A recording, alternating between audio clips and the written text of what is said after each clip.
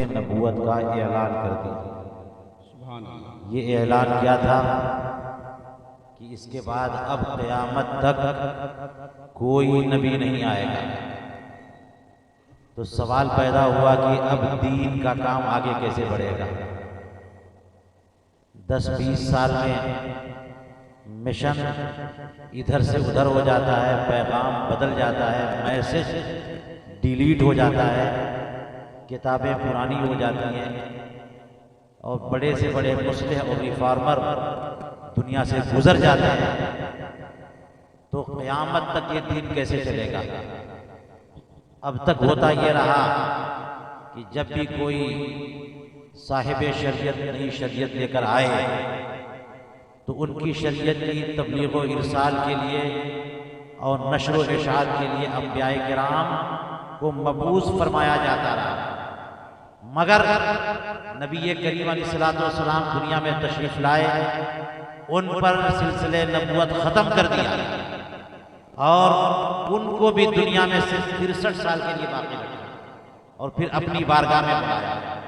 तो सवाल ये है कि जिस दीन की इशाअत जनाब अहमद मुस्तफ़ा मोहम्मद मुस्तफ़ा सल्लल्लाहु अलैहि वसल्लम ने की, वो दीन आखिरी और फाइनल दीन था और फाइनल दीन है, लेकिन क़यामत तक वो कैसे जाएगा, वो कैसे जिंदा रहेगा, दुनिया के किनारों तक कौन उसे लेके जाएगा। तो रसूल करीम अलैहिस्सलातु वस्सलाम ने इरशाद फरमाया, अल उलमा वरसतुल अंबिया, उलमा अंबियाए किराम के वारिस हैं। और खुद फरमाया, नहनु माशरुल अंबिया ला नरिसु वला नुरस, हम अंबियाए किराम की जमात, हम न वारिस होते हैं न वारिस बनाते हैं।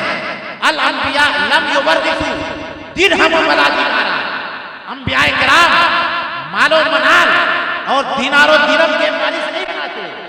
इन्नमा वरसु हिक्मा, अंबियाए किराम इल्म का वारिस बनाते हैं और अंबियाए किराम के वारिसीन उलमा होते हैं।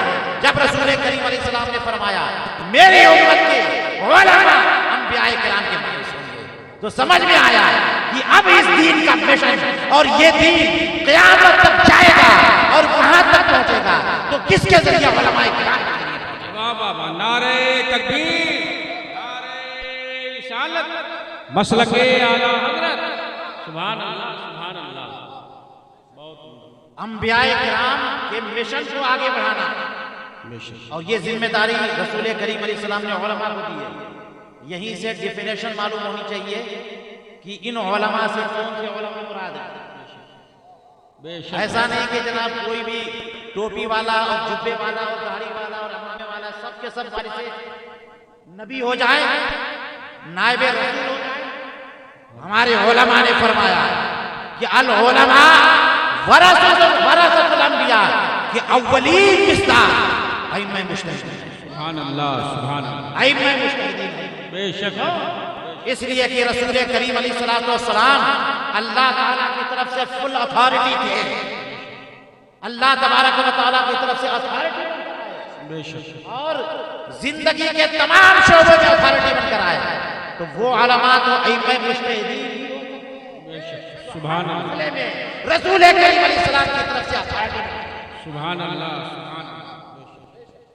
और उन अइम्मा किराम अइम्मा मुज्तहिदीन के सबसे अव्वलीन कायद और रहनुमा हजरत इमाम आज़म अबू हनीफा है। बेशक बेशक, सुभान हजरत इमाम आज़म अबू हनीफा है।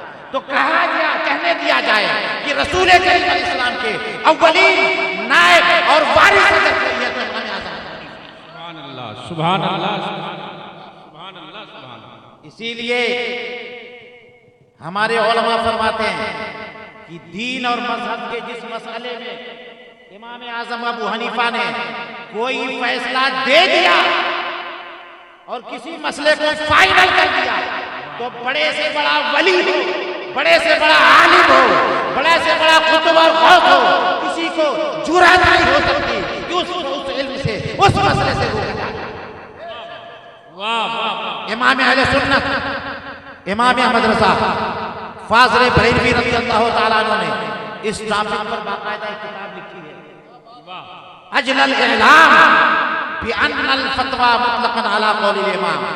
इसका मतलब ये हुआ कि इमाम आजम का जो कौल सामने आ गया, मुतलकन दुनिया के तमाम मुफ्तियाने किराम को फतवा। नारे तकबीर, नारे रिसालत, फैजाने आला हजरत खलीफे हुजूर ताजुश शरिया हजरत अल्लामा मुफ्ती यानी सालम साहब सिवानी, हजरत अल्लामा मुफ्ती फैजान मुस्तफ़ा साहब किबला। सुभान अल्लाह, सुभान अल्लाह। आप सबके महबूब और हम सबके चहीते हजरत अल्लामा शाह मुफ्ती यानी सालम साहब सिवानी खलीफे ताजुश शरिया नायब काजी शहर लखनऊ की आमद हुई। मैं इस्तकबाल करता हूँ आप हजरात की जानिब से।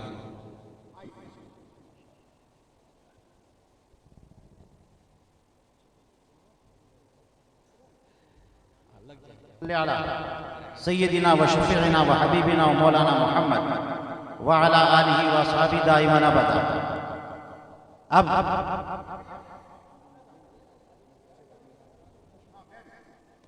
ये उलमा जिनके कायद अइम्मे मुज्तहिदीन हैं, वही वारिसीन अंबिया हैं। और इससे ये मैसेज मिला कि दुनिया के तमाम उलमा को अपने अइम्मे मुज्तहिदीन की इत्तिबा और तक़लीद करनी जरूरी है। अगर कोई आलिम अपनी फील्ड का कितना ही एक्सपर्ट क्यों ना हो, अगर अपने इमाम की तक़लीद से निकल गया तो वो आलिम कहलाने का मुस्तहिक है। वाह, यही मैसेज फाज़िल बरेलवी का कि फतवा अगर दिया जाए तो मुतलकन इमाम आज़म अबू हनीफा के कौल पे फतवा। सुभान अल्लाह, सुभान अल्लाह। और हमारे उलमा ने तो यहाँ तक फरमाया कि इमाम आज़म अबू हनीफा ने जिस मसले को डिक्लेयर कर दिया, अल्हम्दुलिल्लाह क़यामत तक के लिए वो डिक्लेयर हो गया। हक है, सुभान अल्लाह। और अगर किसी मसले में उन्होंने अपनी राय ना दी और तवक्कुफ किया, क़यामत तक वो मसला उलझा रहेगा और उसके बाद कोई भी आलिम उस टक्कर का नहीं आ सकता जो उस मसले को